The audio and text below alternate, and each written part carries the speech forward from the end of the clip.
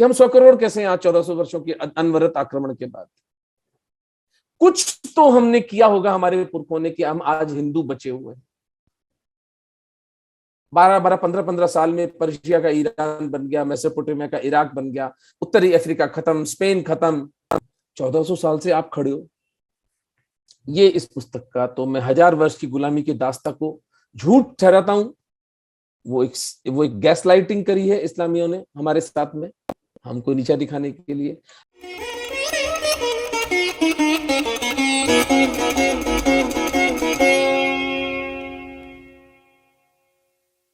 नमस्ते, संगम टॉक्स की तरफ से मैं रुचि श्रीमाली आप सभी का आज की वार्ता में स्वागत करती हूँ। आज के व्याख्यान का विषय है बाबर को सांगा के निमंत्रण का झूठ। राणा सांगा मेवाड़ में सिसोदिया वंश के एक बहुत ही वीर शासक थे। उनका पूरा नाम था संग्राम सिंह। बाबर का कहना है कि राणा सांगा ने उसे इब्राहिम लोदी को हराने के लिए आमंत्रित किया था। राणा सांगा ने तो लोदी को बकरौल और खतौली में पहले ही हरा दिया था और यहाँ तक कि लोदी के बेटे को भी बंदी बना लिया था। ऐसे में फिर राणा सांगा बाबर को आखिर निमंत्रण क्यों देंगे? इस बारे में सच्चाई जानने के लिए आज हम उमेंद्र जी से वार्ता करेंगे। उमेंद्र जी डॉक्टर हैं, जयपुर के ENT सर्जन हैं। पाकिस्तान से विस्थापित हिंदू शरणार्थियों की मदद और दलित सहोदरों को हिंदू मुख्य धारा में शामिल करने के उद्देश्य से निमित्तेकम नाम से एक NGO चलाते हैं। उन्होंने मेवाड़ की महाराणाओं द्वारा इस्लाम के विरोध पर एक पुस्तक भी लिखी है जो आज ही रिलीज होने वाली है। आज की वार्ता के साथ ही मैं उमेंद्र जी से विनती करूंगी कि वो हमें इस पुस्तक के बारे में बताएं। किंतु आज की वार्ता प्रारंभ करने से पहले उमेंद्र जी द्वारा बनाई हुई एक छोटी सी वीडियो मैं शेयर करना चाहूंगी। हम वो वीडियो से प्रारंभ करेंगे इसे। महाराणा कुंभा के पुत्र महाराणा रायमल के 13 पुत्रों में पृथ्वीराज ज्येष्ठ, जयमल द्वितीय एवं सांगा तृतीय थे। एक बार तीनों राजपुत्र एक भविष्यवक्ता के पास गए जिसने भविष्यवाणी की कि सांगा ही मेवाड़ के अगले राजा होंगे। यह सुनकर पृथ्वीराज आपा खो बैठे और उन्होंने सांगा की दाईं आंख पर अपनी खड्ग की मूठ से वार किया, जिससे सांगा की एक आंख ही नष्ट हो गई। सांगा मेवाड़ छोड़कर अजमेर में एक अज्ञात गडरिये के रूप में रहने लगे। कालांतर में दोनों बड़े भाइयों की अकाल मृत्यु के बाद मेवाड़ के सामंतों ने सांगा को खोज निकाला। 1508 ईस्वी में सांगा का राज्याभिषेक हुआ। जीवन का प्रवाह कितना विचित्र है। एक वीतराग सरल व्यक्ति जो इतिहास के पन्नों में कहीं खो जाने वाला था, वह मेवाड़ का प्रतापी राजा बना और उसने ही मेवाड़ के गौरव को सर्वोच्च स्थान दिलाया। सांगा ने 20 वर्ष के शासन में 100 से अधिक युद्ध लड़े, वह सभी जीते। मालवा, गुजरात व दिल्ली की तथाकथित सल्तनत के इब्राहिम लोदी को पराजित कर मालवा के महमूद खिलजी तथा इब्राहिम के बेटे को चित्तौड़ में महीनों बंदी बनाकर रखा। लोधी के साथ हुए खतौली के युद्ध में सांगा का एक हाथ व टांग कट गए। यूं इन महाराणा के शरीर पर 84 घाव थे। इन महाराणा के लिए भी यह सफेद झूठ भी फैलाया गया कि इसी लोधी को पराजित करने के लिए उन्होंने पत्र लिखकर बाबर को बुलावा दिया था। 1527 में चुगताई तुर्क हत्यारा बाबर भारत की छाती पर चढ़ आया। खानवा में सांगा व बाबर की सेनाओं के बीच तुमुल युद्ध हुआ। मुगलों की तोपों से सहस्रों हिंदू योद्धा मारे गए। फिर राजपूतों ने एक अविश्वसनीय कृत्य कर डाला।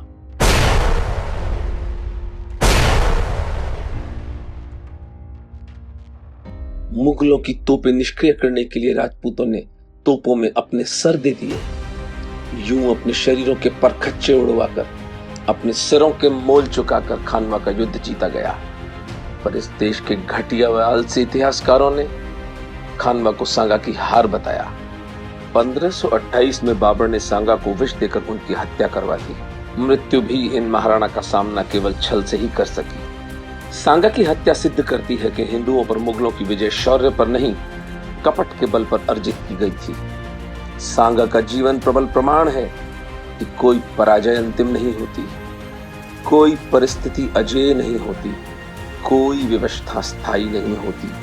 पुरुष का दृढ़ निश्चय व कर्तृत्व ही निर्णायक होते हैं तथा परिस्थिति व प्रारब्ध ऐसे पुरुष के दास बन जाते हैं। यह पुस्तक हिंदू समाज को खानवा का सत्य बताएगी और सांगा के साथ हुए अन्याय को जग जाहिर करेगी, ताकि इस बार कोई बाबर हम हिंदुओं को धोखे में न डाल पाए।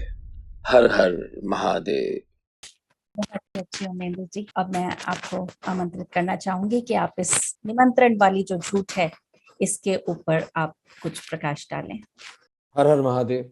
एक तो जो तर्क निष्ठा पर अगर हम बात करें तो बात समझ में आ जाती है। खतौली और बकरौल के युद्ध के अंदर अगर सांगा इब्राहिम लोदी को पराजित कर चुके थे, उसके एक बेटे को वर्षों अपने यहाँ पर बंदी बना के रख चुके थे, तो उसी हारे पिटे लुटे राजा को पराजित करने के लिए बाबर को वो पत्र क्यों लिखेंगे? ये तर्क निष्ठा पर बात, लॉजिकली बात बैठती नहीं है। दूसरी बात, बाबर का जो संस्मरण बाबरनामा जिसके आधार पर यह बात कही जाती है, पूरा अगर उसको निष्पक्ष रूप से पढ़ा जाए तो वो झूठ का पुलिंदा है।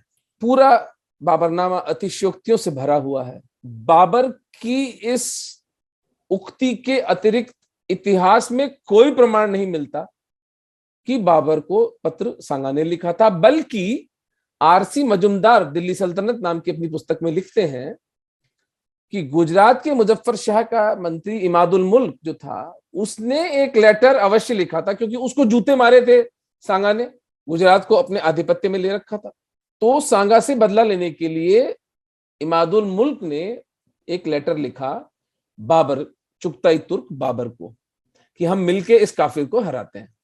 वो लेटर इंटरसेप्ट हो गया डूंगरपुर हिज हाइनेस के द्वारा, डूंगरपुर महाराजा के द्वारा। उन्होंने वो हरकारे को पकड़ लिया और वो लेटर उन्होंने सांगा तक पहुंचा दिया। सांगा ने गुजरात के इमादुल मुल्क को बुलाया कि तूने ये लेटर कैसे लिखा भैया? तो उसने माफी मांगी, बोले माफी वाफी कुछ नहीं होती, इतनी सेना मुझे दो, इतना सोना दो, इतने हाथी दो, इतने घोड़े दो।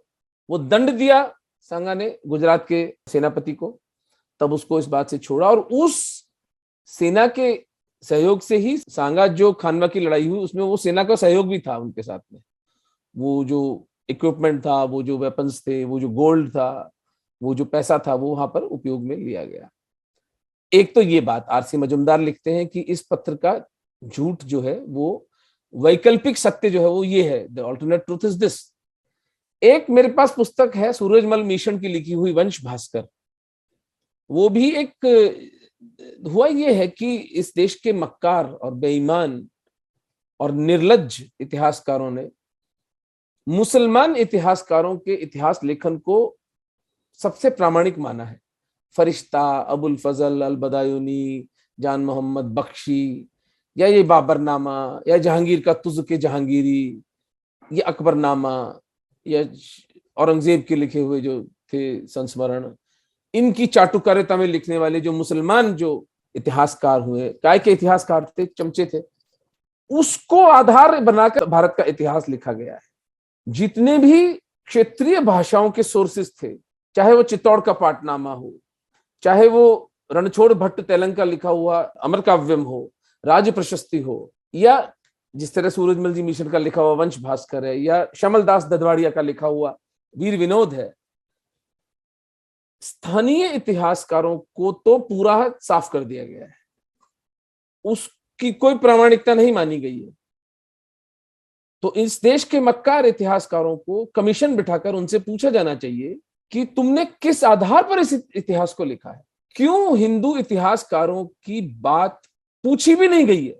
फिर एक और जो बड़ी मक्कारी इन लोगों ने की है, आप यदि किसी एक आम हिंदू से पूछें कि इस देश में हिंदू मुस्लिम कॉन्फ्लिक्ट की आपकी अंडरस्टैंडिंग क्या है, ये कब हुआ था, किसके बीच में हुआ था, मैं आपको दावे से कह सकता हूं 99.9% लोग क्या कहेंगे आपको, 3 नाम आते हैं, गुरु गोविंद सिंह जी, महाराणा प्रताप और शिवाजी महाराज। ये सब हुए थे 16वीं शताब्दी में,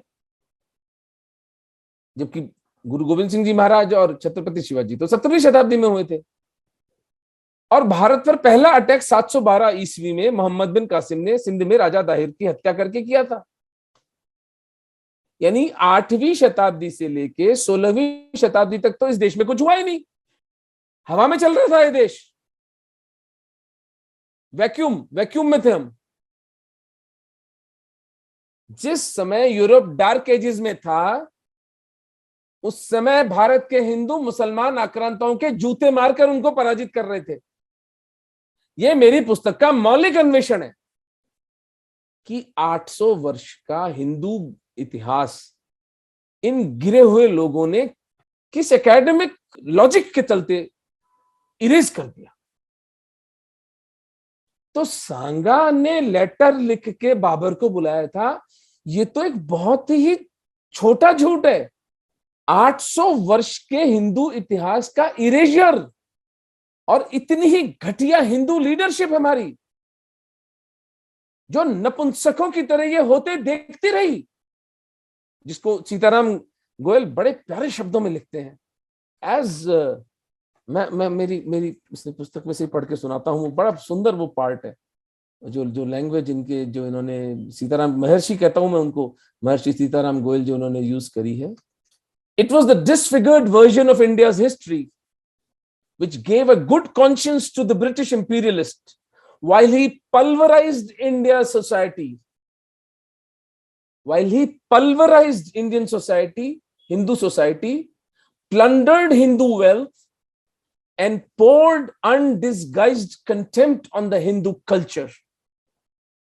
It was this version of history that emasculated the Hindu society and emboldened the residues of Islamic imperialism to stage street riots. ये जो रामनवमी और हनुमान जयंती के ऊपर पथराव हो रहा है, ये इस झूठे इतिहास का परिणाम है। That emboldened the residues of Islamic imperialism to stage street riots and then walk away with precious parts of the Hindu homeland, thus consolidating an aggression that had not succeeded, even though mounted repeatedly for more than 1000 years. जो ये लोग तलवार के बल पे हासिल न कर सके, वो कलम के बल पे इन्होंने हासिल किया। तलवार तो हमारे पुरखों ने कभी इनको हमें झुकने नहीं दिया, हिंदू धर्म को। लेकिन जो प्रोस्टिट्यूट्स ऑफ द माइंड है, जो बुद्धि की वेश्याएं हैं, जिन्होंने अपने ज्ञान, अपनी प्रतिभा, अपने आर्ट, अपने क्राफ्ट को पैसे के लिए बेच दिया, उसका उत्तर हिंदू समाज के पास नहीं था। ऐसे देशद्रोही, ऐसे धर्मद्रोहियों की इस धोखे का उत्तर हिंदू समाज के पास नहीं था। तो सांगा का न्योता बाबर को तो बड़ा छोटे कैटेगरी का झूठ है। वंश भास्कर में सूरजमल जी मिश्रण लिखते हैं कि यह निमंत्रण पंजाब में मुल्तान का जो उसके द्वारा भेजा गया था, उसका नाम दौलत शाह या ऐसा कुछ नाम है उसका, उसको वंश भास्कर कोट करते हैं। अब ये अन्वेषण का विषय है, और वैसे हो नहीं सकता क्योंकि बाबर तो अब है नहीं यहाँ पर। बाबर से पूछा जाए कि भाई वास्तव में तेरे को किसने इनविटेशन दिया था यहाँ आने का, और जिस तरह से बाबर ने भारत की संपदा को लूटा, वो खुद को वो तो उसने बाबरनामा में लिखा है कि सोना और चांदी की जो पैरेलल धाराएं थी, जिसको मैंने अपने अफगानों, अपने तातारों, अपने टर्क्स, उज़्बेक, वो जितने भी थे उन सबको उसने लूटा। तो उसका इंसेंटिव तो बिल्कुल क्लियर था, बाबर को उसको न्योता देने की जरूरत थी सांगा को।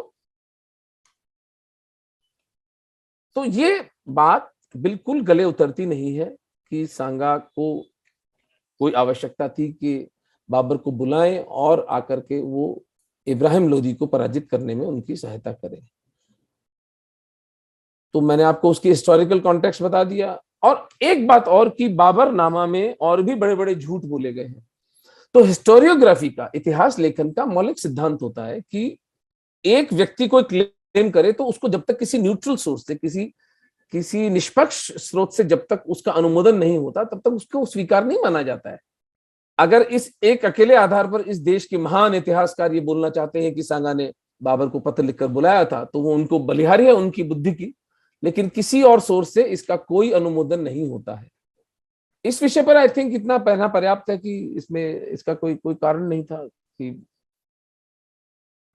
सही बात है उमेंद्र जी। एक यही चीज बहुत है कि जब लोधी को वो हरा चुके थे, तो उसी को हराने के लिए किसी को क्यों इनवाइट करेंगे? किस बात उसका सोर्स ही गलत है, सोर्स गलत है ना कि कहां से आ रहा है, कौन कौन कह रहा है कि बुलाए गए थे। हाँ जी। और फिर उसको यहाँ के जब हिंदू इतिहासकार जब इस बात को ढोल बजाते हैं, तो फिर इनकी निष्ठा पर भी प्रश्न उठता है कि यार ये क्यों ऐसा कर रहे हैं। जो व्यक्ति अपने जीवन में एक युद्ध नहीं हारा, और क्या विलक्षण आदमी था वो, जो हमने थोड़ा सा क्लिप देखी थी उसके अंदर, जो आदमी इतना वीतराग, जो आदमी इतना योगनिष्ठ था, इतना निष्प्रिय था, इसको कोई दुनिया से लेना देना नहीं था, वो गडरे की जिंदगी जी रहे थे आराम से। चाहते तो आप उनका बाकी का जीवन देखिए, कितने विलक्षण युद्ध उन्होंने लड़े। वो अपने दोनों भाइयों से नहीं लड़ सकते थे। अगर सत्ता के लिए लड़ना चाहते तो लड़ते ना दोनों भाइयों से वो। लेकिन उस आदमी का कैरेक्टर देखिए आप, उस आदमी का चरित्र। आज की जो मूर्ख हिंदू जो आपस में सगे भाइयों पर कोर्ट केस करते डोलते हैं, और जब मुसलमान दिखता है तो हिंदू मुस्लिम एकता की पींगे बजाने शुरू कर देते हैं। फूल जैसी बेटी जैसी छोटी बहन के ऊपर 6 इंच जमीन के लिए कोर्ट केस करते हैं हिंदू। ये सांगा से प्रेरणा नहीं ले सकते कि आंख फोड़ दी जिस बड़े भाई ने, उस पर हमला नहीं किया सांगा ने, चुपचाप चुपचाप अपना भाग्य स्वीकार करके चले गए। ये कोई साधारण आदमी था? एक असाधारण व्यक्ति था। और जब मेवाड़ पर विपत्ति आई और मेवाड़ के सामंत बुलाने आए, तो ये लड़ने आ गया। इतनी क्लैरिटी इस आदमी को, इतनी इतनी स्पष्टता अपने विजन में कि परिवार से नहीं लड़ना है, मुसलमान से लड़ना है। इतने वर्षों के बाद इस हिंदू समाज को अगर 1% हिंदुओं को भी इतनी क्लैरिटी आ जाए तो हिंदू समाज विश्व गुरु बन सकता है। और जो हमारी दुर्गति हो रही है हमारी बच्चियों की, कम से कम वो बंद हो जाएगी। तो सांगा का चरित्र एक बहुत विलक्षण व्यक्ति बन के आते हैं, in to the extent of fault. In fact मैंने अपनी पुस्तक में पूरा वर्णन किया है कि एक बहादुर शाह करके गुजरात का सुल्तान का बेटा था, वो आके शरण लेता है। सांगा इतने सरल हृदय थे, उसको भी शरण दे देते हैं। यद्यपि बाद में वो छुरा मारता है उनकी पीठ में, और पूरे चित्तौड़ को दूसरा जो साका, जिसमें उन सांगा की हत्या के बाद 1528 में सांगा की हत्या होती है, और 1535 में बहादुर शाह एक बड़ी सेना लेकर के चित्तौड़ को तहस नहस करता है। तो ये सांगा की सरलता भी थी। लेकिन इसका अर्थ यह नहीं कि हम सांगा के चरित्र पर कोई लांछन है। एक व्यक्ति सरल हो सकता है, एक व्यक्ति धोखा खा सकता है, लेकिन उसके शौर्य में, उसके राज्य के मेवाड़ के प्रति निष्ठा में, हिंदू धर्म के प्रति निष्ठा में, और अपने परिवार के प्रति निष्ठा पर कोई संशय नहीं हो सकता है। और बहुत सेंसिटिव आदमी थे, ये तो इतने संवेदनशील व्यक्ति थे कि एक युद्ध में, मैं ढूंढ रहा हूं मुझे पता चले वो कहाँ का युद्ध था, मुझे सिर्फ वो किस्सा पता चला है, मुझे पता नहीं चल पा रहा है कि वो युद्ध कौन सा था। वहां के राजा को हराने के बाद में सामंतों ने कहा कि आप सिंहासन पर विराजमान हो। तब तक एक खतौली का युद्ध हो चुका था जहां इनकी टांग और हाथ कट चुकी थी। तो सांगा जाकर सीढ़ियों पर बैठ गए। तो सामंतों ने कहा, ये आप क्या कर रहे हैं? बोले, नहीं, जिस प्रकार हिंदू मंदिर के अंदर खंडित मूर्ति की पूजा नहीं होती, उस तरह सिंहासन पर एक खंडित व्यक्ति नहीं बैठ सकता।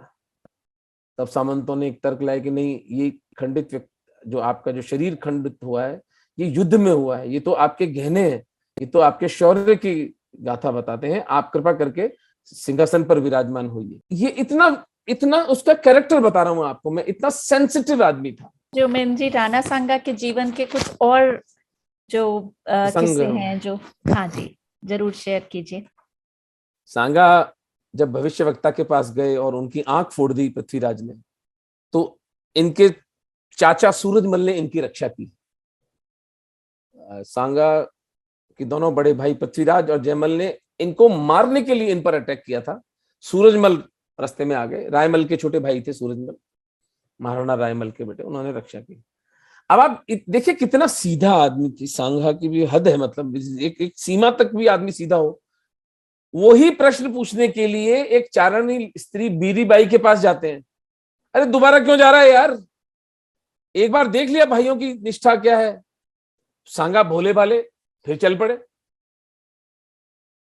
तो उनका मंदिर था, वो वचन सिद्ध मानी जाती थी, जो वो कहती थी वो होता था। बीरीबाई नाम था उनका। तो बीरीबाई ने उनके मंदिर में एक सिंह की छाल बिछा रखी धरती पर, और एक सिंहासन रखा हुआ। तो पृथ्वीराज और जयमल जाके सिंहासन पर बैठ गए, सांगा और चाचा सूरजमल नीचे सिंह की छाल पर बैठ गए।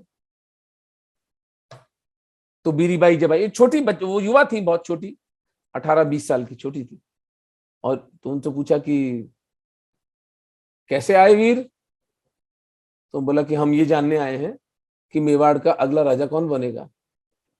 तो उन्होंने कहा मेवाड़ के अधिष्ठाता का निर्णय तो हो चुका, ये मृक्षा, ये जो सिंह की खाल है, ये मैंने मेवाड़ के अधिष्ठाता के लिए बिठाई थी, सांगा उस पर विराजमान है तो सांगा ही होंगे। अब तो साहब वो टूट के पड़ेंगे, अब तो मारेंगे इसको। फिर बेचारे सूरजमल ने रक्षा करी, भागे वहां से 73 नाम का गांव, 73 में राव बीदा थे, वो जयमल उनका पीछा करते करते वहां पहुंचे, बीदा वीर गति को प्राप्त हुए। एक मैं आपके इस प्लेटफॉर्म के माध्यम से हिंदुओं के चरणों में एक निवेदन रखना चाहता हूं, कृपा करके अपने हिंदू वीरों को शहीद ना कहा करें।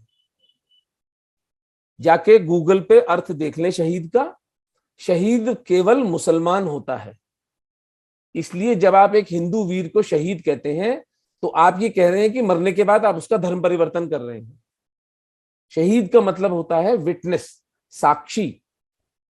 और ये क्या शब्द है, अरबिक मूल का शब्द है। इसका मतलब है कि अल्लाह तुम्हारी शहादत का साक्षी है, इसलिए तुम्हें शहीद का दर्जा मिल रहा है। और केवल इस्लाम के प्रोपगेशन में जो व्यक्ति मारा जाता है वो शहीद होता है। कोई हिंदू, सिख, बौद्ध यदि मारा गया तो वो वीर गति होती है, वो उसको हुतात्मा कह सकते हैं हम। तो राव बीदा वीर गति को प्राप्त हुए महाराणा सांगा की रक्षा करते हुए, लेकिन सांगा को समय मिल गया पर्याप्त, और वो अजमेर में श्रीनगर के पास करमचंद पवार के पास जाकर रहने लगे, और वहां एक गडरिये की तरह वो अपना जीवन बिताने लगे। उन्होंने राज चिन्ह, अपना घोड़ा, अपनी तलवार सब छुपा दिए, सब हटा दिए, और एक अति साधारण जीवन जी रहे थे। इधर रायमल की और जो दोनों बेटे पृथ्वीराज और जयमल हैं, वो उनकी आपसी परिवार की झगड़ों में ही उनकी हत्या हो जाती है। और रायमल बहुत दुखी हो जाते हैं कि मेरा वंश ही नष्ट हो गया, मेरे तो जो प्रतिभाशाली बेटे थे 2 तो मारे गए, तीसरे का पता नहीं। तब सामंतों ने आके कहा नहीं, महाराणा संग्राम सिंह जिंदा है, कुंवर संग्राम सिंह जिंदा है, आप कहें तो हम उन्हें ढूंढ के ले आए। इस तरह सांगा को 1508 में रायमल के देहांत के बाद मेवाड़ का महाराणा बनाया गया। और आते ही उन्होंने जो लैंड रिफॉर्म्स, जो टैक्सेशन रिफॉर्म्स, क्योंकि इनके दादा थे Kumbha, Kumbha was one of the greatest medieval Kings of Bharatvarsh. ये आरसी मजुमदार ने भी अपनी पुस्तक में लिखा है कि कुंभा पर पर्याप्त रिसर्च ही नहीं हुई है। 60 से अधिक शिलाखंड भारत में, राजस्थान में बिखरे पड़े हैं, जिनको यदि कंपाइल करके कुंभा की स्टोरी लिखी जाए तो उसमें बहुत कुछ नया निकल सकता है। मेरे पास, मैं चूंकि ट्रेंड आर्कियोलॉजिस्ट नहीं हूं, मैं कोई ट्रेंड हिस्टोरियन नहीं हूं, इसलिए मैं तो सिर्फ फंडिंग कर सकता हूं या अपनी जो सहायता कर सकता हूं। मेरा सपना है कि कुंभा पर इस तरह पूरी पुस्तक लिखी जाए, क्योंकि वो इतने विलक्षण राजा थे। तो उस महान कुंभा के पोते सांगा को एक बहुत बड़ा राज्य विरासत में मिला था। कोई उल्लेख हमारी हिस्ट्री में नहीं करते। ये मैं शब्द काम में नहीं लेना चाहता, महिलाएं बैठी हैं और सार्वजनिक रूप से ये नीच इतिहासकार इस देश के, मेवाड़ की कोई सत्ता नहीं थी। जो अफगानिस्तान से लेकर मालवा तक और ऊपर बयाना से लेकर नीचे महाराष्ट्र तक का राज्य था, लगातार 1000 वर्षों तक केवल प्रताप के समय बिल्कुल सिकुड़ गया था। वो इनकी दृष्टि में कोई मायने नहीं रखता। तुगलक डायनेस्टी, खिलजी आए थे, लोधी थे। तुगलक को, मोहम्मद बिन तुगलक को महाराणा हमीर सिंह जी ने, जो कुंभा के परदादा थे, कुत्ते की तरह 6 महीने कैद करके रखा था अपने। और ये दिल्ली सल्तनत। हमीर सिंह कौन? मैं चुनौती देता हूं आपको, हिंदुस्तान के अंदर 10 लोगों को अगर महाराणा हमीर सिंह का नाम पता हो तो। ये प्रपंच, ये छल इस देश के वामपंथी इतिहासकारों ने हमारे साथ किया है, जिसको इस पुस्तक में मैं प्रयास कर रहा हूं काउंटर करने का। मैं क्या प्रयास करूंगा, कौन मैं और क्या मेरा प्रयास? इन यशस्वी महाराणाओं की कहानी खुद बोलेगी।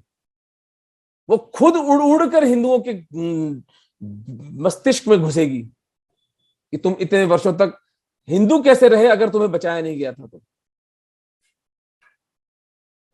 तो सांगा ने 100 के लगभग युद्ध लड़े, जिसमें मुख्य लड़ाई उनकी मालवा के महमूद खिलजी के साथ, ये महमूद खिलजी द्वितीय था। एक महमूद खिलजी कुंभा के समय में भी हुआ था, उसके भी नियति ये थी कि उसको कुंभा ने बंदी बनाकर चित्तौड़ में बंदी बनाकर रखा था। इस महमूद खिलजी की नियति भी ये थी कि इसको सांगा ने बंदी बनाकर रखा था, और फिर गुजरात का मुजफ्फर शाह उसको कंक्लूसिवली पराजित किया। और फिर 1527 के अंदर 16 मार्च के दिन हिंदू मुस्लिम भाग्य का निर्णायक युद्ध खानवा में लड़ा गया, जिसको कि आप कोई भी रैंडम सोर्स उठा के देख लें, आपको सब जगह वो खानवा में सांगा हारे थे इसका नैरेटिव मिलेगा। मैंने 8 या 9 अपना आर्टिकुलेट किए हैं रीजंस लॉजिकली और फिजिकल एविडेंसेस, जिसके आधार पर मैं सांगा को खानवा के अंदर विजयी बता रहा हूं। मैं खानवा गया तो वहां पर एक बहुत बड़ा मेमोरियल वसुंधरा सरकार ने बनाया, बड़ा विलक्षण मेमोरियल है, एक तीर्थ स्थान की जैसा है वो। हम हिंदू तो बॉलीवुड और क्रिकेट से कुछ अंतराल मिलेगा तो जाएंगे ना हमारे पुरखों के शौर्य स्थलों को देखने। तीर्थ होना चाहिए हर हिंदू के लिए, जो जगह पहाड़ी पर बना हुआ इतना विलक्षण वो शौर्य स्थल है। मैं उस ऊंचाई से जब नीचे देखता हूं तो मुझे मीलों तक 10-12 छतरियां दिखाई दी, जो खानवा का युद्ध मैदान था। तो वहां के केयरटेकर से मैंने पूछा, मैंने कहा भाई राजवीर ये छतरियां कहां से है, कौन है, किसने बनाई है? तो साहब ये तो आदिकाल से जब खानवा का युद्ध हुआ था तभी से बनी हुई है। मैंने कहा खानवा का युद्ध तो सांगा हारे थे ना यार, ये छतरियां कौन से बनाई? मुसलमान तो छतरियां बनाते नहीं है। ये हिंदू स्टाइल की 10 छतरियां खानवा के युद्ध मैदान में कैसे बनी अगर सांगा हारे थे? इसका अर्थ यह है कि कोई ये वामपंथी जिहादी इतिहासकार खानवा गया ही नहीं। मुझे बता दें, मैं अगर गलत निष्कर्ष निकाल रहा हूं, कि अगर 6-6 महीने 8-8 महीने इतनी बड़ी बड़ी छतरियां हैं, इन सबकी फोटोग्राफ्स मेरी पुस्तक में मैंने डाली हैं, इसमें आपको दिख जाएंगी सांगा के चैप्टर के अंदर। बल्कि मैंने ये जो कलर फोटोग्राफ्स हैं उसके अंदर भी, ये देखिए, I don't know if you can see this, ये छतरी देखिए आप, ये खानवा के अंदर बनी हुई छतरी, ये खानवा का स्मारक है। ये सांगा है, ये मेदिनी राय चंदेरी के, और ये हसन खान मेवाती, ये 3 जने मिलकर लड़े थे। तो कई उसमें लॉजिक मैंने लगाए हैं उसके अंदर की, जैसे कि इमीडिएटली खानवा के युद्ध के बाद 5 किलोमीटर तक भी उसने सांगा का पीछा नहीं किया सांगा को हराकर। और वो तो हिंदुओं की सरे मीनारे बनाता था, हिंदुओं की छोड़े वो तो मुसलमानों की बनाता था। जो 1526 का जो बैटल ऑफ पानीपत इब्राहिम लोदी और बाबर के बीच में लड़ा गया, इब्राहिम लोदी को मारने के बाद उसने छोड़ा तो नहीं ना इब्राहिम लोदी को, हत्या की उसने इब्राहिम लोदी की, सांगा को छोड़ दिया उसने। मार्च 1527 के बाद 1528 जनवरी, लगभग 10 महीने तक सांगा उसी क्षेत्र में रहते हैं। कैसे हार गए थे ना वो तो हार गए थे, तो वे जिंदा कैसे थे? कि पता नहीं क्या क्या करते हैं इस देश के लोग। मतलब हमको हम क्या घास खाते हैं, हमारे भेजा नहीं है, हम लोग कोई लॉजिकल किसी चीज को निष्पत्ति निकालने में असफल हैं हम लोग। बट वही बॉलीवुड और क्रिकेट, जब आपकी चेतना, आपकी बुद्धि इतने घटिया परस्यूट्स के अंदर लगी रहेगी, तो आप आपके जो इतिहास है, आपका आर्ट है, लिटरेचर है, आप उसके प्रति कैसे सेंसिटिव होगे? समय तो वही 24 घंटे है। मेरे को लोग कई बार फोन करते हैं जो बड़े मेरी प्रशंसा करते हैं, उन्हीं जी यार आप म्यूजिक डायरेक्टर भी करते हो, आप गाने भी गाते हो, आप हॉस्पिटल भी चलाते हो, आप फैमिली भी पाल रहे हो, आप आर्ट हिस्ट्री भी लिख रहे हो। मैंने कहा भाई भाई भाई मेरे एक मिनट ढब जा। मैंने कहा मैं कभी थिएटर जाके पिक्चर नहीं देखता, मैं 1 सेकंड के लिए कभी किसी क्रिकेट के मैच पर टाइम वेस्ट नहीं करता, 1 सेकंड के लिए भी मैं क्रिकेट नहीं देखता, कभी किसी थड़ी पे बैठ के मैंने गपबाजी नहीं करी। 24 घंटे पर्याप्त होते हैं। आप भी वो सब कर सकते हैं जो जो जो जो जो आप, जिसके लिए आप मेरी प्रशंसा कर रहे हैं। So just look at your time schedule, आप देखिए 24 घंटे में आप करते क्या हैं अपने समय के साथ में, आपको पता लग जाएगा। खानवा के युद्ध के इमीडिएटली बाद सांगा उसी इलाके में घूमते रहते हैं और सतत उसमें प्रहार करते हैं, और 3 न्यूट्रल सोर्सेज, 3 हिंदू सोर्सेज, अमर काव्यम रणछोड़ भट्ट तेलंग, वंश भास्कर सूरजमल मीसण और चित्तौड़ के पाटनामा में सांगा विजयी बताए गए खानवा के युद्ध में। मैंने तीनों के तीनों पेज नंबर कोट किए इस पुस्तक में अपनी, की बाकायदा मीटिंग हुई थी बाबर के साथ। और इस युद्ध के तुरंत बाद अगर बाबर जीता था तो हुमायूं को उसने अपने बेटे को काबुल क्यों भेज दिया? वो तो जीत गया था, तो उसको यहाँ के जागीरदार बनाता ना कहीं का। तो ऐसी अनगढ़ी इस पुस्तक में मैंने हल्दी घाटी को भी मैंने इसीलिए इसी आधार पर, मतलब अलग अलग आधार ढूंढ के निकाले लैंड रेवेन्यू रिकॉर्ड्स के बेसिस पर। बट मेरा जो मौलिक अन्वेषण है वो इस पुस्तक में, it's not limited to the kings. Of course, Khanwa was the most important battle of Hindu-Muslim conflict, and Khanwa की ट्रुथ तो आनी ही चाहिए बाहर। मैं तो ओपन चैलेंज करता हूं कि भाई आप आर्कियोलॉजिकल वालों को बुलाइए, इस लैंड को अधिग्रहित करिए, यहाँ उत्खनन करिए, एक्सकवेशन करवाइए, आपको एविडेंस मिलेंगे।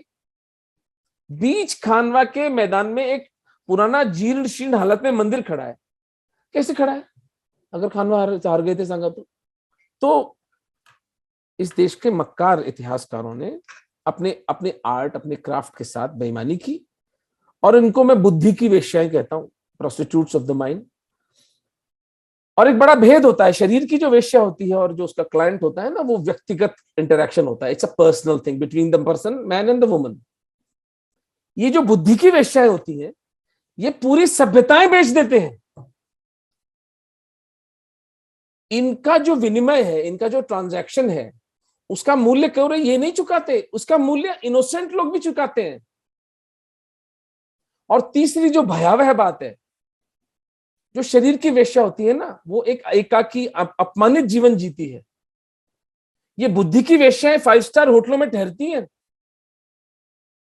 फर्स्ट क्लास ट्रेवल करती हैं, स्कॉच विस्कियां पीती हैं, और इस देश के अभिजात्य वर्ग कहलाती है। ये सर के बल खड़ी मानवता, this is humanity standing on its head.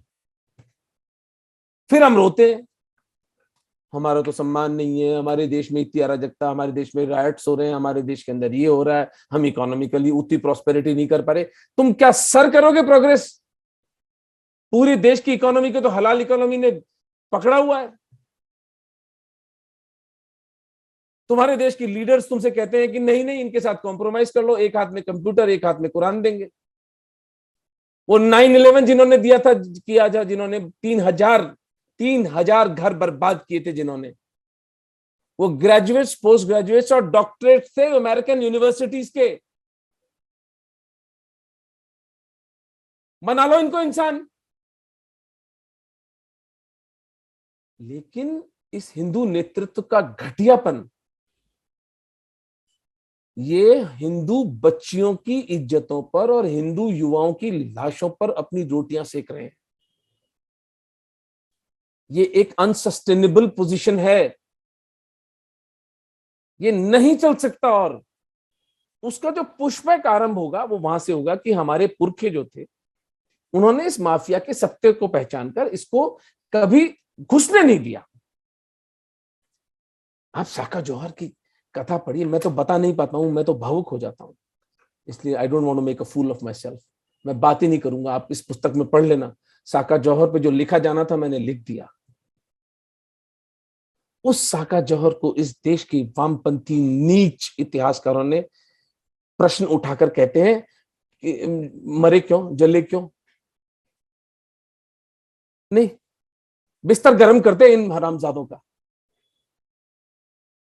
तो फिर तो जो सरदार, जो 47 के अंदर सिखों ने अपनी बेटियों की गर्दनें काटी और उनको कुओं में फेंक पटक डाला, उन बेचारी जीवित बच्चियों को, उस पर भी प्रश्न खड़ा कर दो।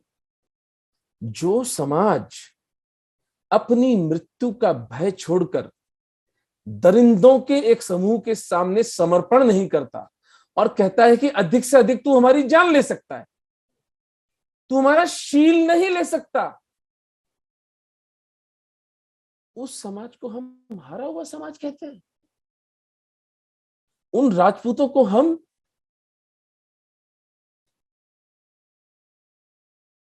हारा हुआ समाज कहते हैं, जिन्होंने अपना सब कुछ खो दिया, अपने छोटे छोटे बच्चों को अपनी पत्नियों के शरीर पर बांधकर जीवित जला दिया। उनको हम कहते हैं वो लोग हारे थे। हमारी जीभ को लकवा नहीं होता। तो ये झूठों का पुलिंदा, हिंदुओं को नीचा दिखाने का सारा जाल, ये मकड़ जाल, ये तो महादेव ने इंटरनेट भेज दिया ऋषि जी, तो शायद सत्य सामने आ जाए और ये हारा हुआ समाज वापस एक बार खड़ा हो जाए। इन यशस्वी महाराणाओं के इतिहास को पढ़कर कि जो स्वतंत्रता और आत्मसम्मान का मूल्य, हमें तो कुछ करना ही नहीं है यार। हमारे पुरखे वो स्वतंत्रता और वो आत्मसम्मान हमको एज अ गिफ्ट देकर गए हैं। जो उसका मूल्य चुकाया जाना था वो तो चुकाया जा चुका। कौन कह रहा है आज की हिंदू बच्चियों को मरने के लिए? कौन सा जौहर होगा? कोई साका जौहर अब नहीं हो सकता। वो उस कालखंड की घटना थी, जब घटनी थी तब घट गई। वो मूल्य चुका दिया हमारे पुरखों ने। तो उन्हें सांगा पर लौटते हैं। सांगा को जब 1 वर्ष तक ये मलेच्छ बाबर पराजित नहीं कर पाया, तो 1528 में ऐसी ही एक मीटिंग, 3 मीटिंग्स का उल्लेख मिलता है, उनको विष देकर उनकी हत्या करवा दी। और जैसा कि मैंने इस वीडियो में कहा था, मृत्यु भी इन महाराणा के सामने प्रकट रूप से नहीं आ सकी, छल से ही आई। राजपूत कॉन्फेडरेशन पर दुर्भाग्य टूट पड़ा सांगा की हत्या के बाद, और हम कभी फिर वापस खड़े नहीं हो पाए। सांगा की हत्या के बहुत दूरगामी परिणाम हुए। मेवाड़ जो कि राजपूत सत्ता का केंद्र था, वो छिन्न भिन्न हो गया। सिविल वॉर छिड़ गया मेवाड़ की सत्ता में। पहले रतन सिंह, फिर विक्रमादित्य और फिर बनबीर, इतने घटिया किस्म के राजा मिले मेवाड़ को। फिर महाराणा उदय सिंह जी जो प्रताप के पिता थे, वो बड़ी मुश्किलों से उनको राजा बनाया। पन्नाधाय ने अपने बेटे चंदन की बलि चढ़ाई, तब जाकर के उदय सिंह जी बचे। और उदय सिंह जी जब 1572 में उनका देहांत होता है, तब प्रताप, हमारे भाग्य से, हमारे सौभाग्य से प्रताप इस मेवाड़ के राणा बनते हैं। लेकिन मेवाड़ उस वक्त बिल्कुल सिकुड़ चुका था। जैसा कि डॉक्टर एलसी माथुर लिखते हैं, एलपी माथुर, कि 300 माइल का एरिया रह गया था प्रताप के पास में। उस 300 माइल्स के एरिया से वापस प्रताप ने पूरा मेवाड़ पुनर्र्जित किया और 1597 में वो स्वतंत्र मेवाड़ के स्वामी होकर उन्होंने अपना मोक्ष प्राप्त किया। उसके बाद उनके बेटे अमर सिंह जी ने वो युद्ध जारी रखा और 18 आमने सामने की लड़ाइयों में जहांगीर की सेना को पराजित किया। पर वो सब नाम मिटा दिए गए हैं। सांगा के साथ मेरा रिश्ता आध्यात्मिक है। सांगा एक, मैंने उनका जो टाइटल भी लिखा है, द स्पिरिचुअल वॉरियर, क्योंकि वो उसको कोई लेना देना नहीं था। कोई लालच नहीं उस आदमी को, कोई सत्ता का मोह नहीं, कोई चीज उसको बांधती नहीं थी। एकदम एक सन्यासी टाइप आदमी, सब कुछ खोने को तैयार। और जो खोने को तैयार होता है, बड़ी विचित्र बात है, पैराडॉक्स है लाइफ का, कि अस्तित्व उसी के पास आता है, सत्ता भी उसी के पास आती है जो सत्ता को दुत्कारता है, जो सत्ता के पीछे भागता है। वो एक स्त्री की तरह होता है, जितना उसको चेज करोगे उतना दूर भागती है। तो सांगा को धोखे से मारा गया और सांगा 45 वर्ष के थे जब उनका निधन हुआ। और सांगा के जीवन के आसपास खानवा का झूठ, इस पत्र का झूठ, इस तरह के सब झूठ खड़े किए गए। लेकिन सबसे अधिक दुख की बात यह है कि बसवा में महाराणा सांगा की समाधि है, और मैं 2 माह पूर्व वहां गया तो मैं खड़ा रह गया कि हिंदुओं के इस सबसे यशस्वी राजा की समाधि की ये दुर्दशा। लेकिन हम ऐसे ही लोग हैं, हम ऐसे ही कृतज्ञ लोग हैं, और इसीलिए हम हिंदू उपनिषदों और गीता जैसी ग्रंथों के उत्तराधिकारी होने के बाद भी इतने दुख में जीवन जी रहे हैं। गुंडे मवालियों का एक टोला हमें प्रताड़ित किया जा रहा है, क्योंकि जो लोग हमारे लिए लड़े थे, जो हमारे लिए मरे थे, उनको इतनी घोर उपेक्षा में हमने भुला के रखा हुआ है। किसी दिन किसी की आत्मा जागी तो बसवा में इनकी समाधि पर जाकर शायद उसका जीर्णोद्धार करा सके, तब वही महापुरुष की आत्मा हमें वहां से आशीर्वाद दे। ये सांगा की स्टोरी है। इसके साथ ही आप अपनी पुस्तक के बारे में भी कुछ बताएं उमेंद्र जी। मेरी पुस्तक मेरी नहीं है, हिंदू समाज की है और अनायास लिख दी गई है। मुझे संजय दीक्षित सर की एक ट्वीट देखने में आई थी आज से 2 वर्ष पूर्व, जिसका उन्होंने बैटल ऑफ दिवेर का वर्णन किया था। अब मैं 53 साल का हो गया, मैंने अपने आप को बड़ा जागा हुआ, बड़ा एजुकेटेड एंड अवेयर हिंदू मानता हूं मैंने दिवेर का नाम ही सुना आज तक कभी। तो मैं दिवेर गया, मैंने वहां पर मुझे एक महापुरुष है नारायण उपाध्याय, वो मिले। उनकी पूरे जीवन की साधना दिवेर के आसपास रही है। उन्होंने मुझे वो घोड़े की टाप दिखाई जिस पर मेवाड़ के सेना चला करती थी, वो राजपथ दिखाए जिस पे मेवाड़ की सेना चला करती थी। मैंने वो स्थान देखा जहां बहलोल खान का वध प्रताप ने किया था। वो दिवेर का स्मारक जो राजस्थान गवर्नमेंट ने, वो तो खैर अभी बनाया, वो घाटी, अमर घाटी दिवेर की मैंने देखी। तो दिवेर के लिए मैंने जेम्स टॉड की एनल्स एंड एंटिक्विटीज और श्यामल दास जी की वीर विनोद को पढ़ना आरंभ किया।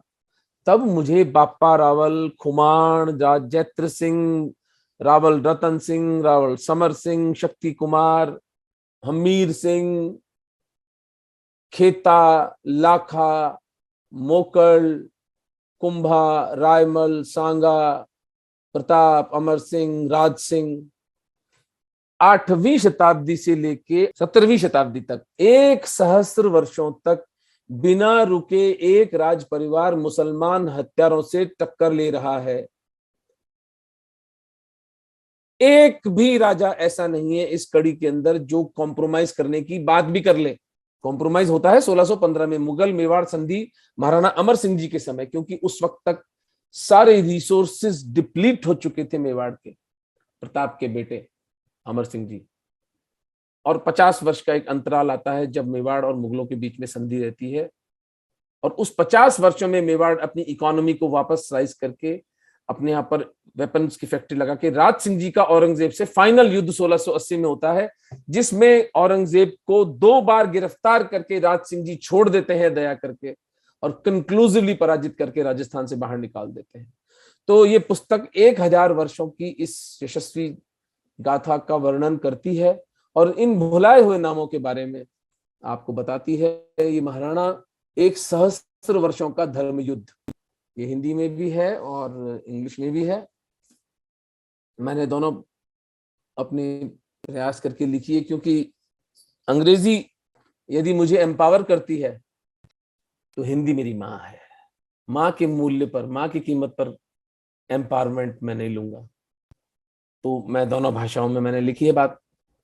आशा करता हूँ हिंदू समाज तक अधिक से अधिक जाएगी। 3 भाग में है। पहला भाग में इन राणाओं की छोटी छोटी लाइफ का 20 पेज का 15 पेज का वर्णन, और जो विलक्षण कहानियां इनके साथ जुड़ी हुई हैं, बहुत ही हजारों कहानियां छूट गई हैं, इसलिए मैंने वेबसाइट भी बना दी एक महाराणास.com करके, जिसके ऊपर इस पूरे राजवंश का के साथ जो स्टोरीज जुड़ी हुई हैं, विलक्षण कहानियां जुड़ी हुई हैं जो मेवाड़ की लोकल वर्नाक्युलर के अंदर हैं, वो हम टाइम टू टाइम उसको अपडेट करते रहेंगे। सेकंड पार्ट जो इस बुक का है वो प्रताप के ऊपर है, कि प्रताप की पर्सनैलिटी, प्रताप का बचपन, उनका बाल्यकाल, उनकी जवानी, उनकी वॉर ट्रेनिंग, उनकी अकबर से जो शत्रुता थी उसके क्या डायनामिक्स थे।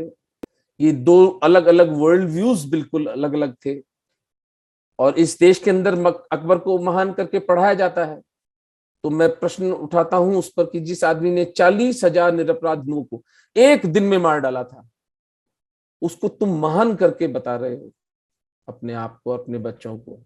तुमसे घटिया, तुमसे निकृष्ट, तुमसे ज्यादा आत्मा विहीन कोई व्यक्ति हो नहीं सकता, कोई समाज हो नहीं सकता।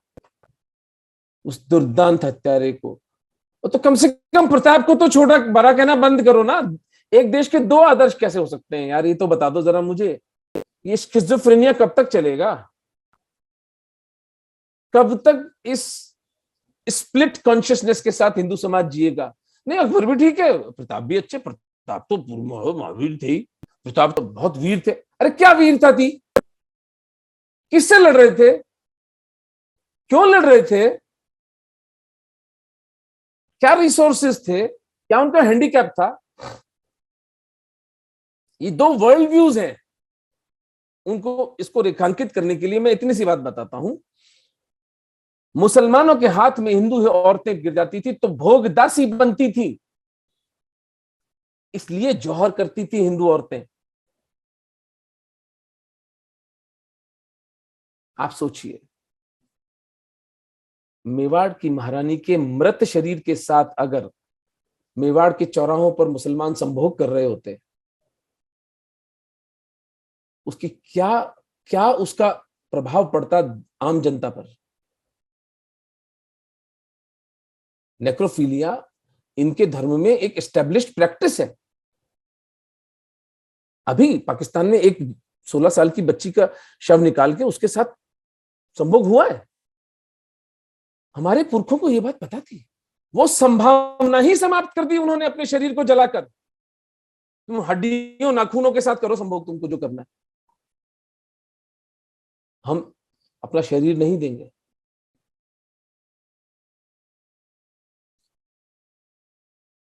ऑन द अदर साइड, जोश जोश में 1585 में अब्दुल रहीम खान खाना को, प्रताप को घेरने के लिए अकबर भेजता है। दिवेर के युद्ध के 2 वर्ष बाद अब्दुल रहीम खान खाना आते हैं तो उनकी परिवार की पत्नियों को प्रताप के बेटे अमर सिंह जी उठा के ले आते हैं। और प्रताप का क्रोध कि फिर हम में और मलेच्छों में फर्क क्या रहेगा? अभी इसी क्षण खान खाना की परिवार की महिलाओं को छोड़कर अमर सिंह जी गए, क्षमा मांगी। अब्दुल रहीम खान खाना दंग रह गए कि मेरे परिवार की स्त्रियों को लौटा दिया प्रताप ने ससम्मान। तो वो बिना अटैक करे वापस आगरा चले गए। अकबर पूछता है कि आपने प्रताप पर हमला क्यों नहीं किया, आपने प्रताप से लड़ाई क्यों नहीं लड़ी? क्या जवाब दिया अब्दुल रहीम खान खाना ने? इंसानों से लड़ा जाता है जहां पना, फरिश्तों से लड़ा नहीं जाता। तो अगर एक स्त्री का शील सैक्रोसेंक्ट है, अगर ह्यूमैनिटी उस लेवल ऑफ कॉन्शियसनेस पर पहुंची है कि अ वुमन्स ऑनर इज सैक्रोसेंक्ट, एक वुमन को उसकी इच्छा के खिलाफ हाथ नहीं लगाया जा सकता। यदि ये एक अकाट्य नियम है तो आप अकबर को महान करके कैसे पढ़ा सकते हो अपने बच्चों को? यदि और अगर एक औरत एक भोग की वस्तु है और ट्रांजैक्शनल विनिमय की वस्तु है कि उसको हम जबरदस्ती करेंगे, हम जो कर सकते हैं, हम पुरुष हैं, हम कुछ भी कर सकते हैं, तो फिर ठीक है। तो फिर सारा समाज ऐसा बना दो। फिर छोड़ो ये बेटी बेटी के बाप के मोह और बहन भाई के राखी बंधन के बनाना और ये तेरी रक्षा करूंगा, तेरी वो करूंगा, तेरे लिए ये कर जाऊंगा, तेरे लिए वो कर जाऊंगा। छोड़ो ये बकवासी फिल्मी बातें, फिर जियो जानवरों की तरह, और उसके जो परिणाम हो फिर भुगतना। फिर या तो स्त्री को हम देवी बनाकर पूज लें या उसको कुचल लें। ये दोनों काम तो नहीं हो सकते ना साथ में। अकबर भी महान है और प्रताप भी महान है। इसको दिमाग का इलाज करवाना चाहिए जो आदमी ऐसी बातें बोले उनको। ये कहीं के ये बेपैंदे के लोटे। भाई कुछ प्रिंसिपल्स तो समाज के अंदर नॉन नेगोशिएबल होंगे ना। Life is non negotiable, honour is non negotiable. तो ये कॉन्ट्रडिक्शन है जो जो प्रताप की पूरे 6 चैप्टर्स में मैं उसको करता हूं। फिर हल्दी घाटी के युद्ध पर पूरा डिटेल मैंने वर्णन किया है। फिर दिवेर के युद्ध को, क्योंकि दिवेर का युद्ध बहुत ज्यादा लोग जानते नहीं है उसके बारे में। और अंतिम में मेरी थीसिस में जो लिखता हूं उसमें मैं 2 चैप्टर्स हैं। The lie called 1000 year slavery. एक दिन के लिए भी हिंदू इन मुसलमानों के गुलाम नहीं रहे, एक दिन के लिए भी। आमतौर पे साधारणतः लोग एक एक चीज के एविडेंस इकट्ठा करते हैं, फिर एक थीसिस बनाते हैं। मैं उल्टा चला हूं, मैं थीसिस से चला हूं, और थीसिस पर विश्वास करने के बाद मैंने एविडेंसेस ढूंढे हैं। वो थीसिस क्या थी कि हम 100 करोड़ कैसे हैं आज 1400 वर्षों के अनवरत आक्रमण के बाद। कुछ तो हमने किया होगा हमारे पुरखों ने कि हम आज हिंदू बचे हुए हैं। 12-12, 15-15 साल में पर्शिया का ईरान बन गया, मेसोपोटामिया का इराक बन गया, उत्तरी अफ्रीका खत्म, स्पेन खत्म। 1400 साल से आप खड़े हो। ये इस पुस्तक का, तो मैं 1000 वर्ष की गुलामी की दास्ता को झूठ ठहराता हूं। वो एक गैस लाइटिंग करी है इस्लामियों ने हमारे साथ में, हमको नीचा दिखाने के लिए। Last chapter silence of the Lions, मैंने एंथनी हॉपकिंस की मूवी थी साइलेंस ऑफ द लैम्स, उससे इंस्पायर होकर मैंने कहा साइलेंस ऑफ द लायंस। भेड़े तो चुप होती आई हैं, हमारे तो शेर ही चुप हो गए। इसमें राजपूत, सिख, मराठे, जाट, यादव, कुर्मी, हमारा दलित सहोदर समाज, खटीक, वाल्मीकि, ये सब जो मस्कुलर जातियां थी, इनको मुसलमानों और वामपंथियों के साथ अपर पैसे वाला जो रिच हिंदू था, जो एलीट हिंदू था, उसने मिलकर हमारी मार्शल कम्युनिटीज के आत्मबल को तोड़ डाला।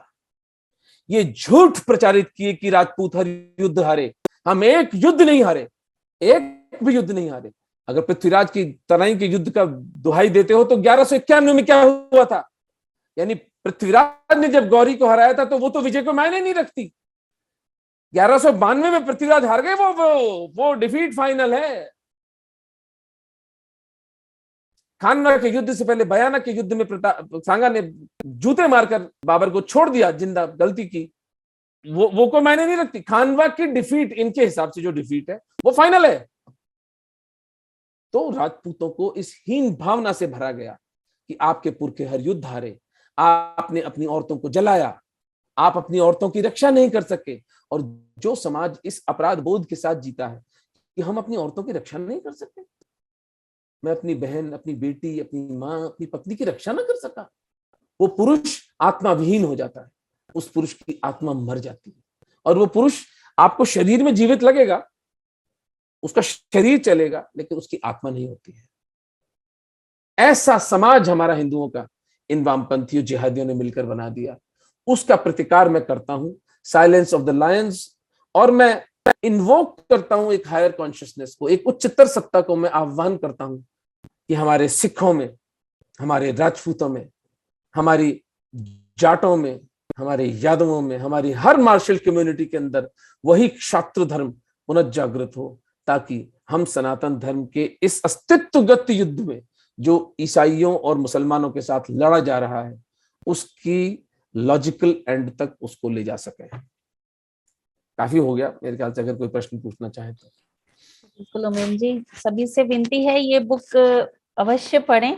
और महारानास.com यही बताया ना उमेंद्र जी आपने? महारानास.com, हाँ जी, तो वहां पर ये अवेलेबल है। आप अपनी ऑनलाइन आप बुक कर सकते हैं ये प्रति और मंगवा सकते हैं। सीरिया में एक कबीला है, वहां से जब भी प्रयागराज में कुंभ होता है, वहां से 30 से 40 के करीब लोग आते हैं। वो सब मुसलमान हैं, पर आखिर बार का तो मुझे मालूम है जब वो 1974 में कुंभ के मेले के लिए आए थे। और उनसे मेरे पिताजी ने पूछा था, जब वो वीजा मांगने आए थे सीरिया में, तो उन्होंने उनसे यही प्रश्न किया था कि आप क्यों जाते हैं कुंभ, आप तो मुसलमान हैं। तो वो जो कबीले के थे वो कहते ये तो हमें पता नहीं, पर हमारे कबीले की परंपरा है कि जब भी ये कुंभ होता है तो यहाँ से जाया जाता है, हम स्नान करते हैं और गंगा जल लेकर आते हैं। आगे उनका वो कुछ भी नहीं बता पाए, क्यों करते हैं, क्या आस्था है, क्या नहीं करते थे। ये हमारे कबीले की रस्म है, रिवाज है या परंपरा है, वो अभी तक चल रही। या तो वो हिंदू थे, फिर मुसलमान हुए और ये परंपरा जारी रखी। इसके बारे में मुझे ज्यादा नहीं मिला, मैंने काफी लोगों से पूछा। सीरिया का जो ओरिजिनल नाम है वो सूर्य है, और वो हिंदू देश था पहले, तो जिसको ये लोग क्रिश्चियन इन्फ्लुएंस में आके हम पेगन कल्चर कहते हैं जिसको, जहाँ मूर्ति पूजा होती थी। सूर्य नाम ही सूर्य है, सूर्य की पूजा होती थी जिस देश में। तो इसमें कोई संदेह नहीं है कि इनके पूर्वज हिंदू रहे होंगे और वे अपने किसी पुरखे की परंपरा का निर्वहन कर रहे होंगे। और अब समय आ गया है इंटरनेट के माध्यम से हिंदू धर्म के सत्य को हम पूरे विश्व को बताएं, और जो हमारे साथी दूसरे विधर्मियों के चंगुल में फंस गए हैं उनको पुनः घर वापसी करवाई जाए। और कोई विकल्प नहीं है हमारे पास में कि हम हिंदू धर्म की पुनर्स्थापना के लिए एक मिशनरी मोड में जाकर काम करें। और हमारे पुरखों ने किया था ये, तो गत 70 वर्षों में इन कांग्रेसियों ने, वामपंथियों ने और जिहादियों ने, बल्कि पंचमक्कार मुल्ला, मिशनरी, मार्क्सवादी, मीडिया और मैकॉले पुत्रा, वो हिंदू जो आपको कह रहे थे कि अंग्रेजी में मम्मी डैडी कहा करो, आप कुछ कह रही हैं मैडम? सर एक छठा ऐड कीजिए इसमें, महात्मा। महात्मा तो जेनेरिक टर्म हो गया, ये तो थोड़ा और इसको मठाधीश। सर आप बात कर रहे थे जौहर की, अपना शील नहीं होने दिया, तो बापू से तो जब पूछा गया था फादर ऑफ नेशन से, पंजाब में पार्टीशन हो रहे हैं, रेप्स हो रहे हैं, उन्होंने पंजाब की औरतों को एडवाइस दी थी, hold your breath, bite your tongue till you die, let him satisfy himself. दो कौड़ी के लोग, दो कौड़ी के लोग हैं। इन एक समय आएगा 10 वर्ष में जब इनकी मूर्तियां सड़कों पर उतार के धूल धूसरित की जाएंगी। जैसे मैं निवेदन कर रहा था प्रताप और अकबर की तुलना करते हुए, उसी तरह आप मुझे बताइए, अगर गांधी सही है, अगर अहिंसा एक निरपेक्ष सिद्धांत है, तो फिर गीता जला दो यार। दो सिद्धांत नहीं हो सकते एक देश के। भगवान कृष्ण ने स्पष्ट आदेश दिया, तस्मात् उत्तिष्ठत यशो लभस्व। मैंने अपनी पुस्तक में एक जगह वर्णन किया है कि जब दुर्योधन को मार रहे हैं भीम और भूल जाते हैं कि इसका शरीर तो वज्र का हो चुका है, तो कृष्ण इशारा करते हैं अपनी जंघा की तरफ। यद्यपि युद्ध के नियमों का उल्लंघन था, क्योंकि एक द्वंद्व युद्ध के अंदर तीसरा आदमी कंट्रीब्यूट नहीं कर सकता, लेकिन कृष्ण ने किया। तो युधिष्ठिर प्रश्न सूचक दृष्टि से कृष्ण को देखते हैं, कृष्ण मुस्कुराते बोलते हैं, मायावी मायया वध्य सत्यमेतद युधिष्ठिर। मायावी को माया से ही मारना पड़ता है, हे युधिष्ठिर, यही एकमात्र सत्य है। मायावी मायया वध्य। तो ये जो स्पूरियस महात्मा फात्मा टाइप लोग हैं, मैं तो एक प्रस्तावना करता हूं उस पुस्तक में कि महाराणा बापा रावल इस देश के राष्ट्रपिता होने चाहिए। यूं तो कोई देश का राष्ट्रपिता पिता होता तो नहीं है, लेकिन चलो हिंदुओं को ज्यादा ही शौक है राष्ट्रपिता बनवाने का किसी को, तो बापा रावल को इस देश का राष्ट्रपिता होना चाहिए, जिन्होंने अरब मुसलमानों से बैटल ऑफ राजस्थान में जुनैद अल मरी की हत्या करके उमैयद डायनेस्टी से हमारा पिंड छुड़ाया और उनको चेस करके ईरान तक छोड़कर आए थे, अफगानिस्तान तक जिनका राज्य था, वो इस देश का राष्ट्रपिता होना चाहिए। नमस्कार डॉक्टर साहब, आज का आपने जो विषय पे आपने जो व्याख्या की वो बहुत ही बेहतरीन और बहुत ही अच्छे से करी आपने। तो चांस की बात थी कि मैं अभी बाबरनामा ही पढ़ रहा हूँ, और चांस की बात ये भी कि मैं अभी खानवा के बैटल के उस पे ही पहुंचा था। अच्छा, तो आपने जो डेट वगैरह बताई बिल्कुल ठीक, वो 16-17 मार्च की बात थी। तो उसमें बाबर ने जो नैरेटिव दिया है, उसने नैरेटिव ये दिया है कि मैं ये युद्ध जीता और इसके बाद इसको गाजी की उपाधि इसने टाइटल लिया। तो और उसके बाद इसने ये भी लिखा कि युद्ध के बाद में करीब 2 कोस या 10 माइल होता होगा शायद, मैं इतने दूर तक गया बट इट वाज डार्क और मैं जाके चेज नहीं कर पाया और मैं वापस लौट आया। नमाज का वक्त हो रहा था, नमाज का वक्त हो रहा था। तो ये 2-3 उसके 2-3 दिन बाद ही ये मेवात की तरफ कहता है मैं लौट आया, क्योंकि वहां पे मुझे वो किला जीतना था। तो वो उसके बाद बड़ा कन्वीनियंटली इसने वो चीज गायब कर दी है कि वो जीता। तो उसके exactly I am so happy आपने पकड़ ली ये बात। मुझे बहुत अच्छा लग रहा है कि आपने ये बात पकड़ी। इसको मैं अपनी बुक में लिखा नहीं है मैं लेकिन ये पॉइंट है कि जिस सांगा से इतना ऑब्सेस्ड है ये आदमी, और 1528 में जब सांगा की हत्या करवाता है, वैसे तो भारत के झरने, भारत के हर पहाड़ का डिस्क्रिप्शन लिख रहा है, सांगा की हत्या का इसने उल्लेख तक नहीं किया है, बिकॉज ही न्यू कि कहीं को कनेक्शन बैठेगा, गिल्टी कॉन्शियस होता है कि पकड़ा जाएगा साला, तो इसने उसको इरेज ही कर दिया। बिल्कुल सही पकड़ा है, मेरा साधुवाद आपको। नहीं, मुझे चूंकि आज इस पे बात हुई तो मैंने आज ही बल्कि ये पढ़ा था, तो I wanted to bring it to the table कि ये इस तरह से हुआ कि वो होता है ना कि जिस बात में हम अपने आप को छुपाना चाहते हैं तो उसको हम बिल्कुल गायब कर देते हैं। एग्जैक्टली उसने इरेज कर दिया उसको। यही चीज प्रतीत होती है। इस देश के घटिया इतिहासकारों ने खानवा को, हिस्टोरियोग्राफी का, अगेन मैं रिपीट कर रहा हूं, हिस्टोरियोग्राफी का बेसिक रूल क्या है? A win or a loss has to be vindicated by a neutral source or the opponent. जब 3 सोर्सेज मेवाड़ के कह रहे हैं कि सांगा जीते थे, पर इस देश के मक्कार इतिहासकारों को तो सिर्फ बाबर का कहना मानना है, and without judging it on it's, उसकी वेरासिटी को कंफर्म किए बिना, क्या लोग हैं यार, ये खाते क्या हैं, ये अपने साथ जीते कैसे हैं, इनकी खुद की आत्मा इनको धिक्कारती नहीं है क्या? कभी कभी सोचता हूं। But I am so happy Sukesh, you got that. Not many people can get that. I'm very impressed. Thank you so much for sharing this with us. क्योंकि ये बड़ी नाजुक बात है, ये लोग नहीं समझ पाएंगे, मैंने इसलिए इसको लिखा भी नहीं अपनी बुक में। ये पॉइंट बनता है कि जिस सांगा के कारण इसकी पूरी सेना तहस नहस हुई, ये 5 किलोमीटर तक उनका पीछा नहीं कर पाया, उनकी हत्या पर एक शब्द भी नहीं बोलता है। और ऐसे क्या खाते हैं, ये हिंदू कैसे रहते हैं, ये पूजा कैसे करते हैं, इनके झरने कितने हैं, उस किले के अंदर पत्थर कितने रंग के हैं, कौन से रंग के फूल खिले हैं, ये सब बता रहा है।